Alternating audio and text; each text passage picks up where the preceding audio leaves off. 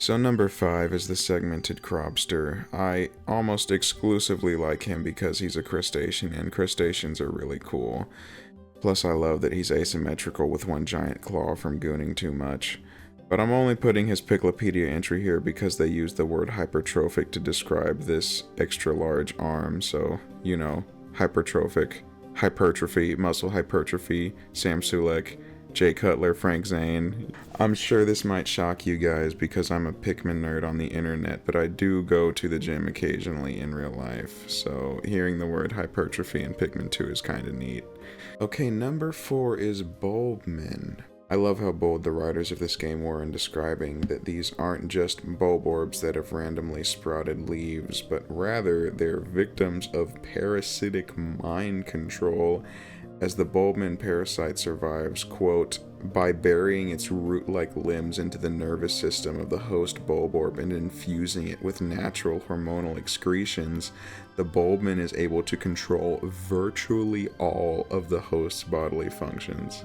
This design had to be the cutest possible depiction of body horror imaginable. It's just so, it gets under your skin to think about, but it doesn't go over the top with the creepiness. It's a really nice balance of cute and disturbing. It's really good. Number 3 is one of the few entries on this list written by Louis, who, of course, teaches us how to cook and eat every edible plant and animal in the game, and in his discussion of the puffy blowhog, he advises that we cut its skin into tiny triangles and deep fry them to make chips out of it.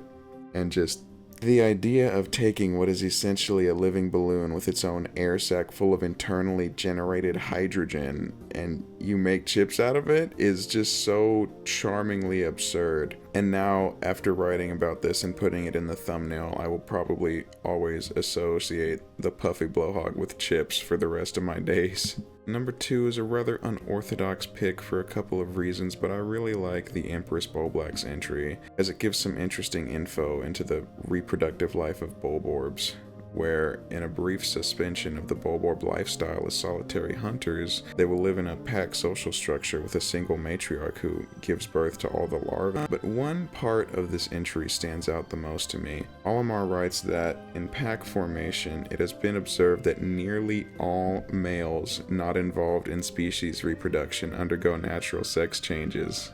This means there are canonically transgender bulborbs. How amazing is that, bro? We can finally add Pikmin 2 to the representation pipeline along with Celeste, Fallout New Vegas, and Paper Mario The Thousand Year Door. This is truly an amazing day to be alive.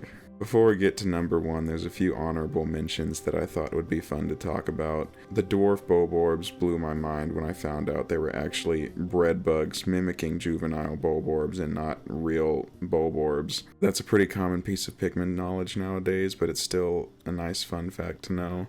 Louis' recipe for the Emperor Bulblax sounds delicious. I too think he would definitely make for an excellent stew.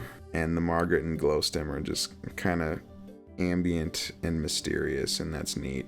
But maybe the most interesting honorable mention is how Louis describes the Titan Dweevil. He reveals that he's eaten its legs raw, and since the creature immediately boils itself into a pool of Windex when you kill it, we can infer that he must have just ripped off part of its leg while it was still alive with him in the dream den and eaten it. I think that dynamic adds a little detail to Louis' depravity that I've at least never heard anyone mention before.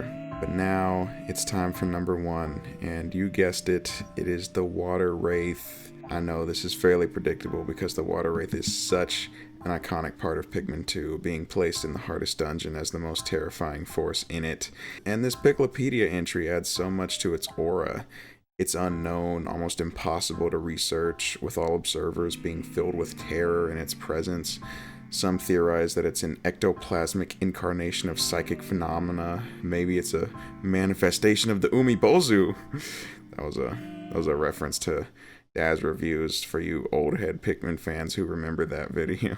In researching this video, I found out from a Google translated Nintendo website for Pikmin 4 that the Water Wraith's name was officially derived from the Umibozu of Japanese folklore. So there's more epic lore for 7-year-old me to be happy about. Thanks for watching.